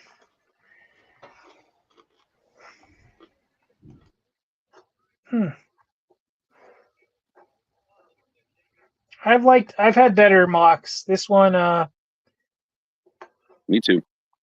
this 3rd round really was not the best. I'm not upset. No, you shouldn't be. I like what I got, but again, since we're not doing trades because we would need like a 10-hour show to do this. Kenneth Grant, Caleb Johnson, Terrence Ferguson. That's a solid draft, Richie. Solid. You're on mute. You're on mute, buddy. Broncos fans, this is my draft for the first 3 rounds. No trades. Kenneth Grant, round 1, yeah, D tackle. I would grade that higher myself, but hey, whatever. Caleb Johnson, running back, Iowa. I like him a lot, man. In the 2nd, love him as a pickup for my team. Now, my first pick there would be Trevion Henderson if he actually fell to us there in the 2nd. Just as an aside, I think that's possible given where I think people are going to fall. But again, first I will say this, Richie, if Mason Graham was there, then Henderson would have been my first pick in the 2nd round. So no, he wouldn't have been there. Thanks. So we have Caleb Johnson, halfback or running back, round 2, pick 51. Last but not least, based on who was there, it was either Terrence Ferguson at the tight end position or Gunnar Helm. I went with familiarity of the quarterback with Terrence Ferguson, graded out a little higher at the tight end position, and I think that you have to give your quarterback a weapon that he's familiar with. And in my opinion, we get 2 offensive weapons, long-term defensive line stud potentially at a position that is of a high value in today's NFL. If this is my Denver Broncos draft through 3 rounds, I am going to be a happy fan, let me tell you. Okay. Yes. Should be. Moving on to Jack's Las Vegas Raiders. Round 1, pick 6. Wow, PFF get A+ for the Alec pick. Wow. Wow, I'm just surprised they gave Booker a C-. When we got Tyler Booker, guard, Alabama, there in your round 2, pick 37, and Alec Air Manor, an A+ there in the 3rd round, Jack. Yeah, because he's projected, I think, as a 2nd round guy, but who knows? But again, I'm liking it. The NFL has had a very, very high success rate with high performing Canadian wide receivers. It's just is he Canadian? He is. Oh wow. Yeah. Okay. That'll make Cool. Gord happy too. And Gord, I'd love to see him on the Raiders, given the fact that I know there's quite a number of Canadian Raiders fans. I'd also love to see him potentially even on my Denver Broncos, even in my area here in kind of the north central area here in Ontario. There's a ton of Broncos gear everywhere here in terms of Broncos country, and so Broncos eats up a lot of the country, man. Like, you got people in New Mexico all the way up to Montana. Yeah, so we got a big fan base, which is wonderful to see. Again, he would potentially be a reasonable fit for us, perhaps. Although I think that what we're really needing is a speed guy for the Denver Broncos to help stretch the field a little bit more to kind of pair with Franklin. That's kind of my kind of 2 cents there. But either way, Jack, this is a pretty solid draft based on the grades here, and I think that you'd be pretty happy with this. I feel it's solid, but it's crazy for me. Is like I don't have any defensive players in this draft. Yeah, you still got the rest of the draft, but I feel what you're saying. I was looking at that too, and I was like, you still have 4 more rounds. Well, again, part of it's like Genty was there and Mason Graham wasn't, so Genty was the obvious pick. And then I'm like, okay, you need an offensive line, right? If you don't have an offensive line, then you're not going to be running the ball well. So I'm like, you got to back it up with getting a guard, which is one of their weaker spots on the team. And again, it was between Richie, you and I both like Knight, and it was a tough choice. But again, just because Gainer was there, I had to go wide receiver. So I'm like, I just want to quickly touch back on this draft here for my Denver Broncos. Of note, the Denver Broncos went incredibly heavy on defense in free agency. We ended up with Huafonga there, safety, who I think is going to be excellent so long as he stays healthy. We re-signed DJ Jones. We brought in Greenlaw there in the linebacker position. So we bolstered our defense pretty heavily through free agency. And then I think the first pick of Kenneth Grant kind of puts a bit of a cherry on the top in terms of what we've now done, combination draft and free agency. And I think that frees us up at that point to kind of do what I did in the second and third round here, is to go very offensive heavy with weapons for Bo Nix. And I think that this is going to be extremely helpful. So just wanted to kind of quickly go back and touch on that, because Jack, you kind of made a comment there that kind of sparked something that I wanted to make sure I covered, is that I had a rhyme and reason to what I did. It wasn't just kind of, random.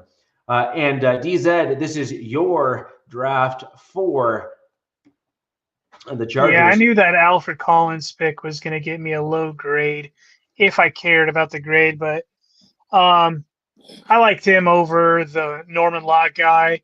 The Jack Sawyer pick is really not sitting well with me. I like Sawyer. I don't know.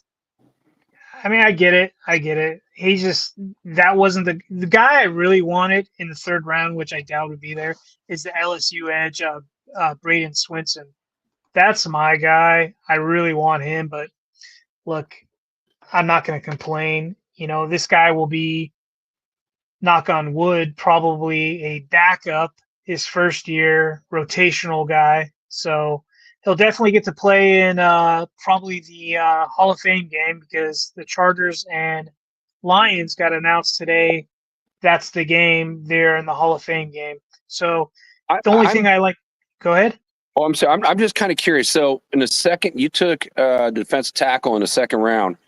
Yeah. Was the defensive tackle from Kentucky out there? I'm not sure which guy you're talking about.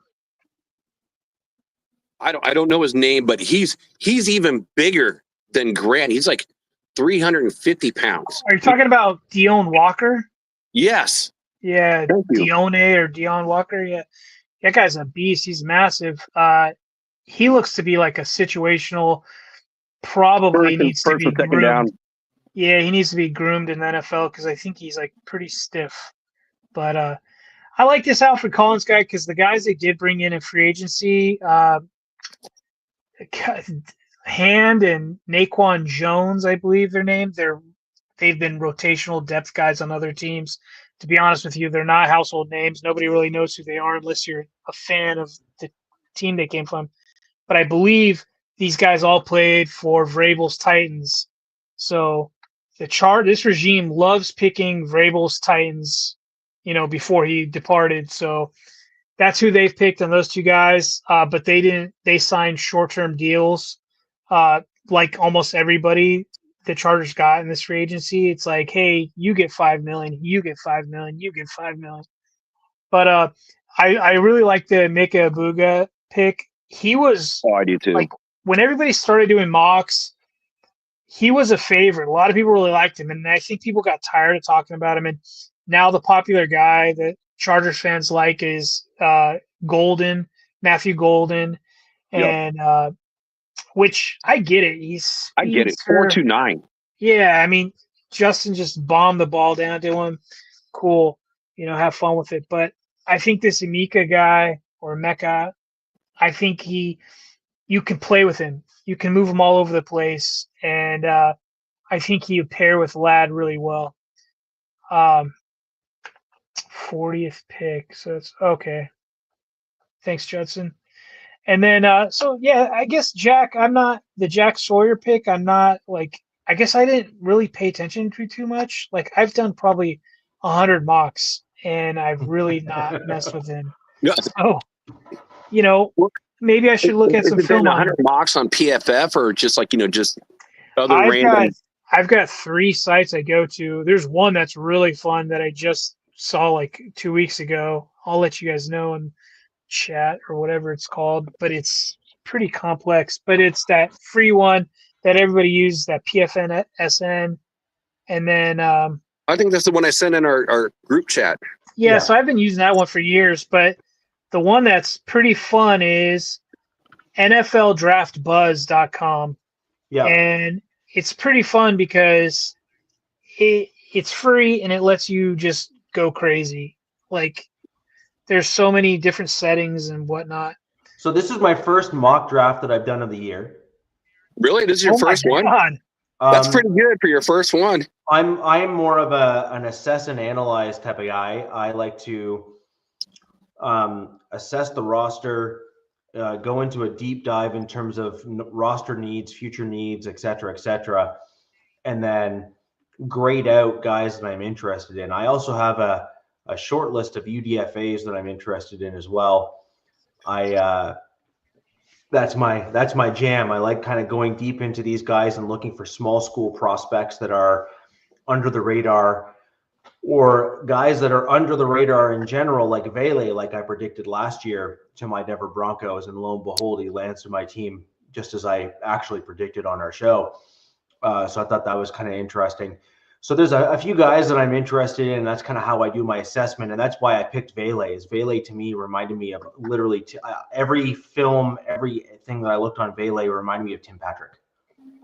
It was like it was deja vu for me. I was literally watching Tim Patrick on the screen, and so I was like, okay, he's like perfect. I feel bad for Tim Patrick's start to his career has just been as rough as it can be. Mm-hmm. So. And what kills me with Tim Patrick is he's an absolute stand-up guy. Like he is like, you want him on your roster basically. Isn't he a Lion right now, or did he go somewhere else? He went to the Lions. I just have to double check. I have to see if he's still there. Yeah, no big deal. Yeah, I don't know about you guys. Do you guys follow any kids? I don't really follow college football except for my Notre Dame Fighting Irish, which I'll watch all those games. So when these mocks start coming up, just to see who's there, and then you can click and read the bio, just get a little more inside information, because I don't follow any other college team. So when you see these other names out there, it's like, who in the heck is this kid? My wife would leave me if I started following college football religiously like I do other sports. She's like, there's no way. She's like, you're sitting around the house on Saturday like we do on Sunday. So I don't know how some other people do it. I'm a backfill guy, so I like to assess the players as we approach the draft, but then I look back at their career as opposed to following them throughout. So I like to kind of go back and rewatch game film whole games. So like, for example, if there's a guy that I really like, I'll go back and watch full games rather than just the highlight reels, because I'd like to know what they're like on the plays that they don't make a highlight on. Like, how are they blocking? How are they, how are they fulfilling the role of decoy? So Richie, remember we were talking about subscriptions and like how we don't think PFF is worth it. I think which one would be worth it, and I've been looking into it, is the All 22, where it's the game film, the NFL game film that you can watch, from the end zones, things like that. I think that'd be pretty neat. Yeah, and so I have that as part of my yearly subscription anyway. I'm kind of curious of what the chat, hey chat, who won a draft? Oof. I'm just kind of curious of what everyone thinks. It's like how it's kind of hard to look past Genty. It's kind of hard to look past the Broncos. I mean, Caleb, I think he was in like Heisman talk, in his career. Terrence Ferguson with that connection with Bo Nix. Kenneth Grant, run stuffer with potential to be a pass rush guy. Big boy, comes from a really good program. And then you look at mine, Emeka Ibuka, the Ohio State them and LSU are known for being wide receiver producers, right? But yeah. I would have given Ibuka like an A+ for sure, not an A. I like him. I want him. In the early drafts that I've done, he would fall to the second round, but as we get closer and closer, he keeps creeping up and up and up. And I've even heard like the Raiders are talking about, after doing some trade backs, to try to trade up to get him. Yeah. Put him with Chip Kelly.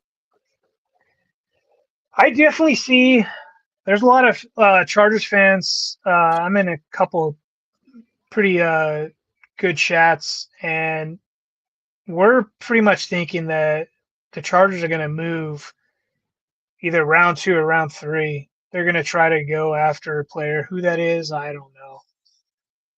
We'll Thank see. you, Gord. But,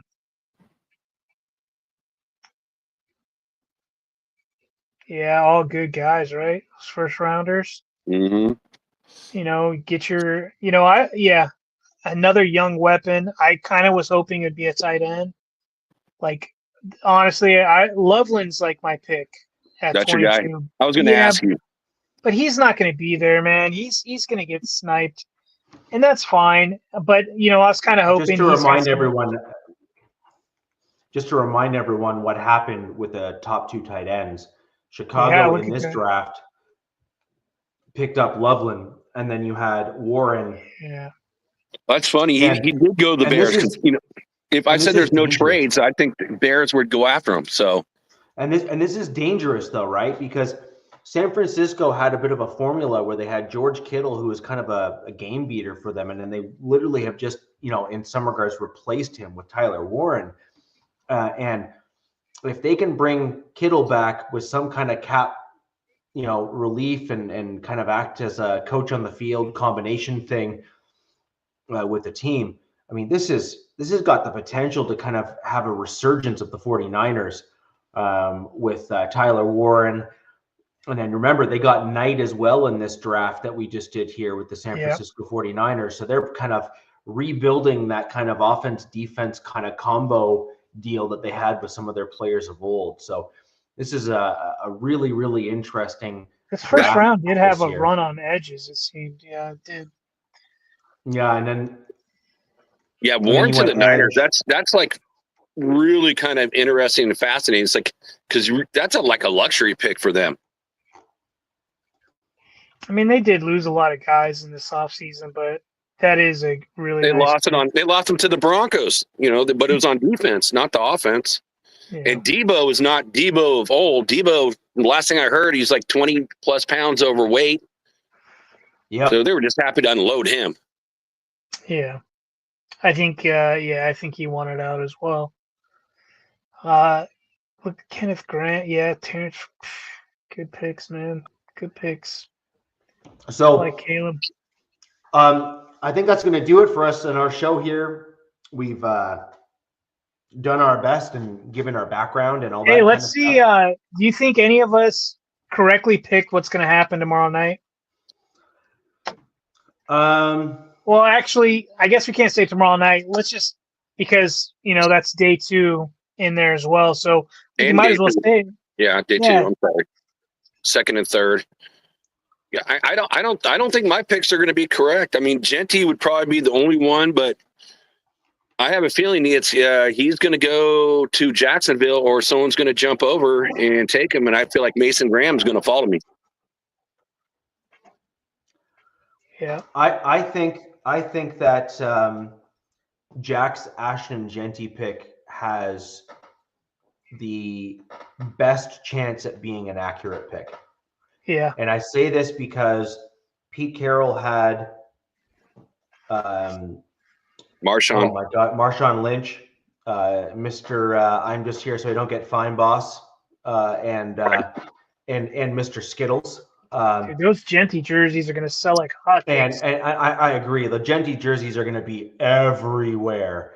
And so I could totally see this being an accurate pick for your team because your fan base and your team is used to having Josh Jacobs and that elite level running back. And Genty would certainly bring you back to, days of old, although not that long ago. And I think that's Richie, there is rumors that just came out that Seattle is willing to offload their running backs, and that's Charbonnet and Walker. So I'm like, huh.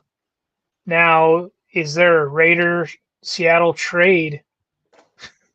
Both you guys shaking your heads. No, okay. No, I mean, you got to look at it this way. It's like, okay, let's say the roles were reversed. Mason Graham falls. Then I would see. Then I'm saying Henderson in round 2. I mean, I think that's actually more likely as a realistic draft. And you're at top of the round 2 because that's where I see Henderson. I see Henderson like the very bottom, the very bottom end of round 1 to the top end of round 2 before where he gets taken. Because I could see Henderson getting taken in the late first round as well. But this is a question for Alex. Like, if Alex was here, I can see him even looking at him almost. Yeah, I see a reunion. Like, he's kind of right about their D-line stuff, and they have a stacked wide receiver core. But how do they pass on, like, say, a Luther Bird and keeping him in Missouri? I don't know. We'll see. Really don't know exactly. He just said D-line. Their team's pretty stacked as well. I mean, it's funny because I said Grant to DZ. I thought it was you, and then Richie, I was thinking Amaro Hampton would go to you guys. But I know your philosophy, but that's how I kind of saw it. Again, like you mentioned earlier in the show, that your running back room is one of the worst. Mine's even worse than that. Right. And so if the second best running back, falls to you at number 20, that's where I was kind of thinking of, Hampton going. Then, for DZ, we talked about on other shows, bringing up the Michigan connection with Grant. So that's kind of how I kind of see it playing out. Yeah, that's kind of weird too. Did you see my draft has 2 Ohio State guys? So that's kind of like, anti-Michigan propaganda there.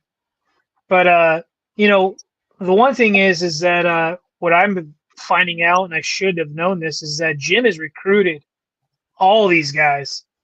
Like, he has recruited, they were talking to a player, one of the new Chargers. Oh, Makai. Wait, yeah, was it Makai Becton or? Makai Becton. He's your new guard. Right guard. But no, it wasn't him. It was another guy that we got. Oh, Deontay Johnson, I believe. Or not Deontay, but Dante Johnson's guy from Pittsburgh. I think Harbaugh recruited him, so he already was familiar with him. And so it's kind of interesting to see, like, a lot of these guys Harbaugh has recruited in the past. Well, Harbaugh's going to have an insider track on these guys anyway, though. Harbaugh is coming from the college ranks, and so Harbaugh is in a position where for the next 2, maybe this year and next year, and then his advantage kind of slowly starts to dwindle. Yep. he was in the recruitment phase, and so he would have been at all these guys' places and Dude, colleges. I know schools you want and to wrap stuff. this up, but the stories that come out about Harbaugh and his recruiting is wild. This guy's sleeping over at recruits' houses. Like, oh, hey, I'll just crash on your couch. I'm like, what? Yeah, just the wildest stories are coming out about Jim and how he recruited these kids. It's bananas, man. Yeah, and I agree. So I think that you're going to have an insider track on some of the deeper round guys, some of the guys Yeah. that are going to be like around 4 and through 7, and also UDFAs. I think that'll give your team some advantages there compared to some of the other Judson teams. had a guy that I really want, that running back. Good job, Judson, on that one. Yeah. So anyways, guys, that is our draft. We've gone through it all. I'm going to flash it on the screen one last time for the benefit of all. So this is my Denver Broncos draft. This is Jack's Raiders draft. Solid. And DZ, this is your Chargers draft. Okay. And guys, with that in mind, until next week, where we're going to actually be able to start talking about who we actually drafted and not who we would like to see drafted on our teams, and start talking about how they best fit or don't, and all those things. And I'd love to have a dunce cap segment where we talk about a couple GMs that made some stupid decisions, which you know is going to happen. So guys, until next week, where the West Side is the best side, we will see you then. Peace. Fast lane when I pass in the street, bag of money in the passenger seat. Tempo's been asking for me on the road from the west to the east. Way up, I might never come down, cause the coast racking up the flame out. So high, I might never come down, so what, this is my lifestyle. Wait a minute,